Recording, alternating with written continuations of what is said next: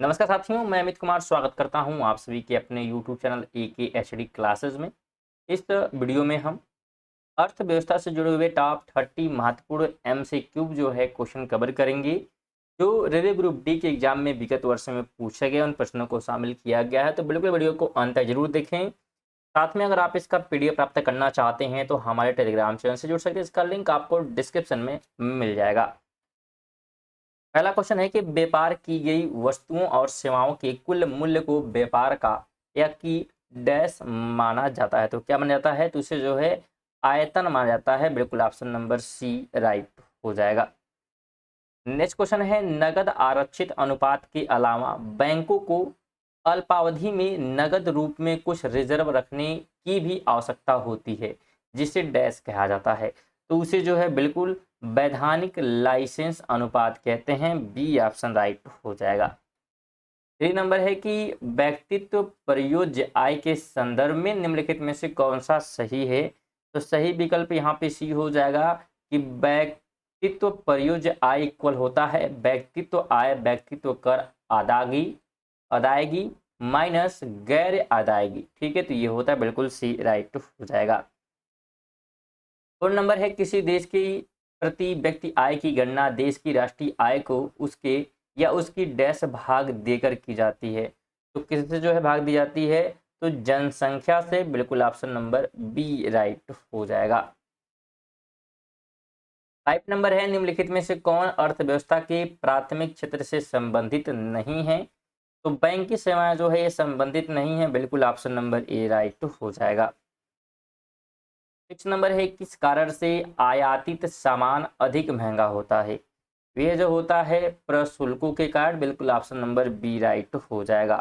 प्रशुल्क को या इसे हम टैरिफ आयात या निर्यात पर लगाया जाने वाला कर कहा जाता है। यह जो है आमतौर पर 5% तक होता है और किसी भी देश द्वारा इसे घटाया और बढ़ाया जा सकता है। 7 नंबर है, भारत में किसी लघु उद्योग को डैश के संदर्भ में परिभाषित किया जाता है। उसे जो है परिभाषित किया जाता है किसी इकाई की परिसंपत्ति पर अधिकतम निवेश की अनुमति के रूप में। 8 नंबर है, निम्नलिखित में से कौन सा उद्योग विशेष रूप से सार्वजनिक क्षेत्र में वस्तुओं के निर्माण के लिए आरक्षित है? तो ये होता है परमाणु ऊर्जा। बिल्कुल ऑप्शन नंबर ए राइट हो जाएगा। स्टूडेंट, जितने प्रश्न कराए जा रहे हैं सभी जो है पेपर में पूछे गए हैं, तो बिल्कुल वीडियो को बिना स्किप किए कंप्लीट देखें। 9 नंबर क्वेश्चन है कि निवल राष्ट्रीय उत्पादन के संबंध में निम्नलिखित में से कौन सा सही है? तो सही की बात करते हैं तो बिल्कुल ये हो जाएगा कि NNP इक्वल होता है GNP माइनस मूल्य ह्रास। अगला क्वेश्चन है कि उन लोगों के लिए क्या शब्द प्रयोग किया जाता है जो नियमित रूप से निर्धनता रेखा के अंदर और उससे बाहर होते हैं? तो उसे जो है बाहर होते रहते हैं, तो उन्हें जो है क्या कहते हैं? तो बिल्कुल उन्हें जो चक्रीय निर्धन कहते हैं। क्या कहते हैं? तो चक्रीय निर्धन, यानी कि ऑप्शन नंबर बी बिल्कुल राइट हो जाएगा। स्टूडेंट, अगर आप करंट अफेयर पढ़ना चाहते हैं तो आप उसे भी हमारे चैनल पे पढ़ सकते हैं। करंट अफेयर की वीडियो जो है डेली सुबह 6 बजे आती है, जिसमें 15 महत्वपूर्ण करंट अफेयर कवर कराए जाते हैं, जो सभी प्रकार के कॉम्पिटिटिव एग्जाम के लिए महत्वपूर्ण होती है, चाहे आप रेलवे, SSC या डिफेंस की तैयारी कर रहे हैं तो बिल्कुल उसे भी देखें, जिससे आपकी करंट अफेयर की तैयारी भी अच्छे तरीके से हो सकेगी। 11 है, राष्ट्रीय आय लेखा एक निश्चित जो है समय अवधि में देश की डैश गतिविधि के स्तर को मापने के लिए एक बहीखाता प्रणाली है। तो क्या है ये? तो ये जो है बिल्कुल आर्थिक क्या हो जाएगा? तो आर्थिक जो है गतिविधि के स्तर को मापने के लिए बिल्कुल निश्चित समय अवधि में देश की आर्थिक गतिविधि को मापने के स्तर की अभी बात की जा रही है। अगला क्वेश्चन है कि कृषि उपज का वह हिस्सा जो किसानों द्वारा बाजार में बेचा जाता है डैश अधिवेश कहलाता है। तो ये जो है बाजार अधिवेश कहलाता है। बिल्कुल ऑप्शन नंबर डी राइट हो जाएगा। 13 नंबर है, किसी संस्था के स्वामित्व वाली वस्तुएं डैश कहलाती हैं? तो उन्हें जो है परिसंपत्तियां कहा जाता है। बिल्कुल ऑप्शन नंबर डी राइट हो जाएगा। 14 है, व्यापार और वाणिज्य का विस्तार करने और विदेशी मुद्रा लाने में क्या मदद करता है? इसमें जो है मदद करता है निर्मित वस्तुओं का निर्यात। बिल्कुल ऑप्शन नंबर डी राइट हो जाएगा। अगला क्वेश्चन है कि शहरी जल संतुलन योजना में चिन्हित परियोजनाओं के आधार पर डैश तैयार किया जाता है। तो तैयार इसमें जो है किया जाता है क्या, तो सिटी वाटर एक्शन प्लान, बिल्कुल ऑप्शन नंबर डी राइट हो जाएगा। 16 नंबर क्वेश्चन है, एक वर्ष में उत्पादित डैश वस्तुओं और सेवाओं का कुल मूल्य राष्ट्रीय आय के अनुरूप करता है। तो क्या करता है, एक वर्ष में उत्पादित क्या, तो इसमें जो है एक वर्ष में उत्पादित बिल्कुल क्या चीज, तो अंतिम वस्तुओं और सेवाएं, यानी कि ऑप्शन नंबर सी हो जाएगा। अंतिम वस्तुओं और सेवाओं का कुल मूल्य राष्ट्रीय आय को निरूपित करता है। अगला क्वेश्चन है कि जब निर्यात आयात से अधिक होता है तो इसे डैश की स्थिति के रूप में जाना जाता है। तो किस स्थिति में, तो इसे जो है बिल्कुल व्यापार अधिवेश की स्थिति में जाना जाता है। ऑप्शन नंबर बिल्कुल बी राइट हो जाएगा। और व्यापार घाटा तब होता है जब कोई देश निर्यात की तुलना में आयात अधिक करता है तब। अगला क्वेश्चन है कि राष्ट्रीय आय की गणना की डैश विधि में हम उत्पादित वस्तुओं और सेवाओं के कुल वार्षिक मूल्य की गणना करते हैं यदि एक वर्ष समय की इकाई हो तब। तो इसमें क्या करते हैं, उत्पादन, बिल्कुल उत्पादन हो जाएगा कि राष्ट्रीय आय की गणना उत्पादन विधि में हम करते हैं। 19 नंबर है कि देशों के केंद्रीय बैंकों द्वारा धारित विदेशी मुद्रा परिसंपत्ति है। तो देश की बात हो रही है, कौन से देश, इसमें जो है विदेशी जो है मुद्रा रिजर्व देशों की, ठीक है, यानी कि ऑप्शन नंबर बिल्कुल डी राइट हो जाएगा। 20 नंबर है कि बजट प्रत्येक डैश हेतु सरकार की अनुमानित प्राप्तियों और व्यय का विवरण है। ये जो है वित्तीय वर्ष का होता है, यानी कि बजट प्रत्येक वित्तीय वर्ष हेतु सरकार की अनुमानित प्राप्तियों और व्यय का विवरण होता है। और एक वित्त वर्ष जो है 12 माह की एक अवधि है और यह जो है एक कैलेंडर वर्ष से भिन्न होता है।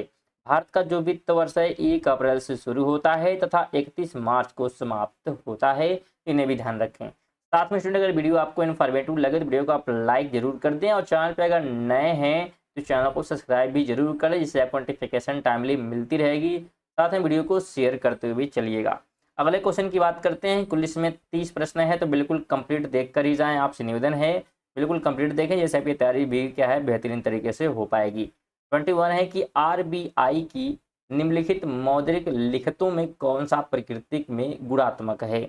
इसमें से ऑप्शन के हिसाब से बिल्कुल हो जाएगा बी, यानी कि मोरल सुएशन। 22 है कि राष्ट्रीय कृषि और ग्रामीण विकास बैंक यानी कि नाबार्ड पूर्ण रूप से डैश के स्वामित्व में है। तो किसके है, ये जो है स्वामित्व में है भारत सरकार के। ऑप्शन नंबर बिल्कुल डी राइट हो जाने वाला है, बिल्कुल डी आपको ध्यान रखना है। और सेबी की स्थापना की बात करें तो सेबी की स्थापना जो है 1988 में हुई तथा इसका जो मुख्यालय है मुंबई में है। इसके अलावा सेबी जो है भारत में प्रतिभूतियां बाजार का निर्यामक है और सेबी एक्ट 1992 में लाया गया था। सेबी के वर्तमान जो अध्यक्ष हैं माधवी पुरी भूषे हैं, तो इन्हें भी ध्यान रखें। अगला क्वेश्चन है कि जनता के की डैश को ध्यान में रखते हुए सरकार द्वारा सब्सिडी प्रदान की जाती है।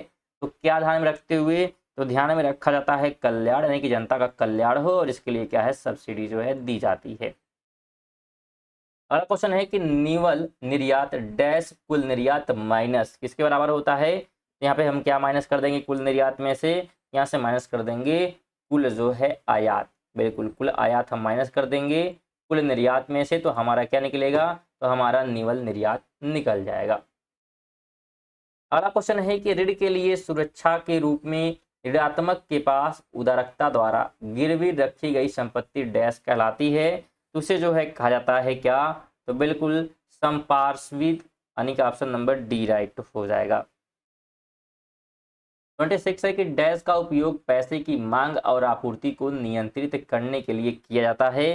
तो किसका, तो क्रेडिट नियंत्रक का, बिल्कुल ऑप्शन नंबर ए राइट हो जाएगा। बिल्कुल आपको ध्यान रखना है, ए ऑप्शन यहाँ पे क्या हो जाएगा, तो राइट हो जाएगा।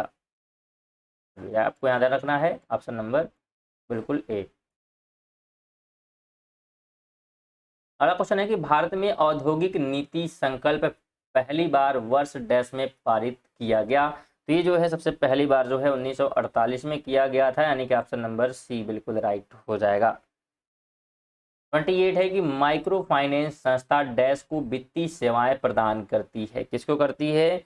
ये जो है प्रदान करती है कम आय वाले व्यक्तियों को। बिल्कुल सी राइट हो जाएगा।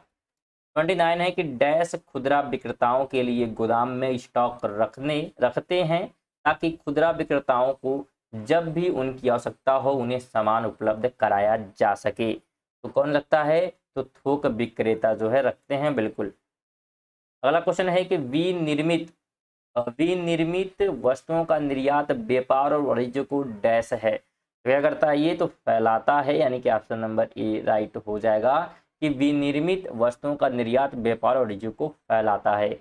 इसमें ये थे हमारे 30 महत्वपूर्ण प्रश्न। अगर वीडियो आप यहाँ तक देखे होंगे तो वीडियो को लाइक करके जाएं और साथ में अगर चैनल पे नए हैं तो चैनल को भी जरूर सब्सक्राइब कर लें। साथ में वीडियो को कम से कम अपने दोस्तों के साथ भी शेयर करते हुए चलिएगा। चलिए मिलते हैं नेक्स्ट वीडियो तक के लिए। जय हिंद, जय भारत।